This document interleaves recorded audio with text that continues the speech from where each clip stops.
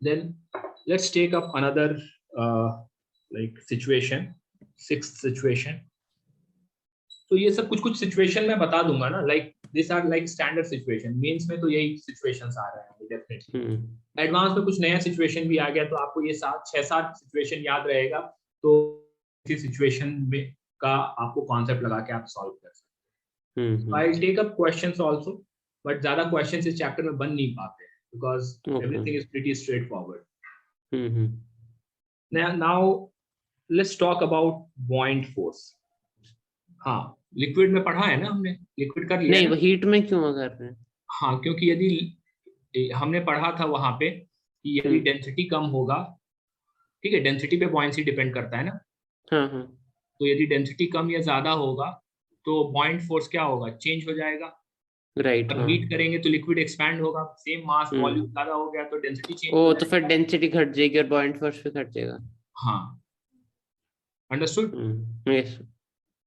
So there is say a container, इसमें एक solid है. Fine, let's say for the time being, let's say, ठीक है, पूरा इसके अंदर है. सॉलिड का डेंसिटी, लिक्विड का डेंसिटी रो है. सॉलिड का गामा है, इज वॉल्यूम एक्सपेंशन. इसका let's say this is gamma L कर देते हैं और इसे गामा एस कर देते हैं. ठीक है, volume expansion. This can be like 3 times क्योंकि ये सॉलिड है. या एक दूसरा सिचुएशन लेके मैं समझाता हूँ कि सपोज आपको इस तरह से दे देगा कि फ्लोट कर रहा है, ठीक है, और आपसे पूछा जाएगा कि इसका लेवल इंक्रीज होगा, डिक्रीज होगा, ये ज्यादा फ्रैक्शन अंदर जाएगा, ये ज्यादा फ्रैक्शन बाहर जाएगा हीट करने पे, ऑल दिस वगैरह वगैरह. तो हाउ टू सॉल्व दिस, इसे कैसे हम सॉल्व कर रहे होंगे, ये भी पूछा जा सकता है. तो दीज आर डिफरेंट सिनेरियोस मैं आपको बताना चाह रहा था. सो गुरुजी, इसे सॉल्व करने के लिए हमें क्या करना होगा, buoyant फोर्स. buoyant फोर्स के बारे में डिस्कस करना होगा कि होगा. तो buoyant फोर्स क्या होता है, buoyant फोर्स होता है volume of liquid displaced into density of liquid into G. Fine, मैं आपको समझा रहा हूं. सपोज यदि पूरा सबमर्ज है तो initially let's say initial volume is v, तो इनिशियल buoyant फोर्स हो जाएगा v rho g. Got it.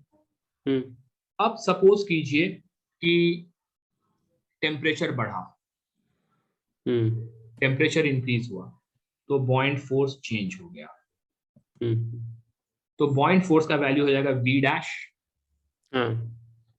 Rho dash into g.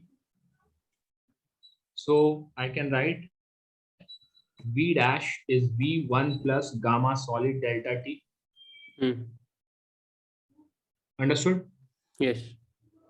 And rho dash density. Density is mass by volume होता है.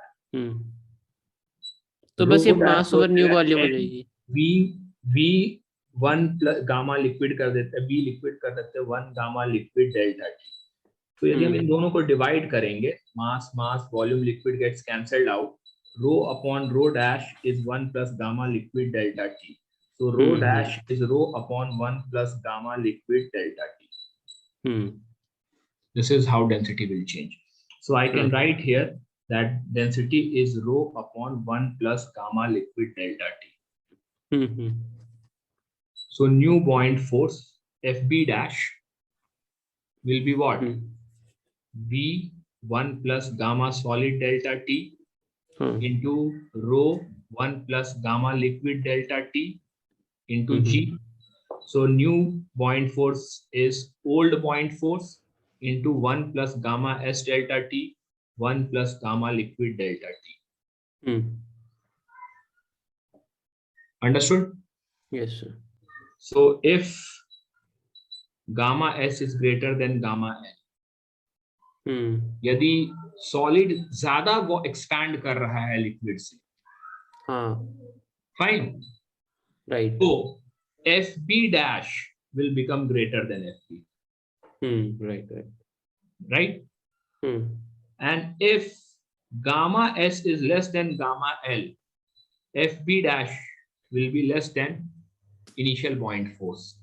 And if gamma s is equal to gamma l, समझ में आया कैसे proceed करना है, इसमें अप्रोच कैसे करना है?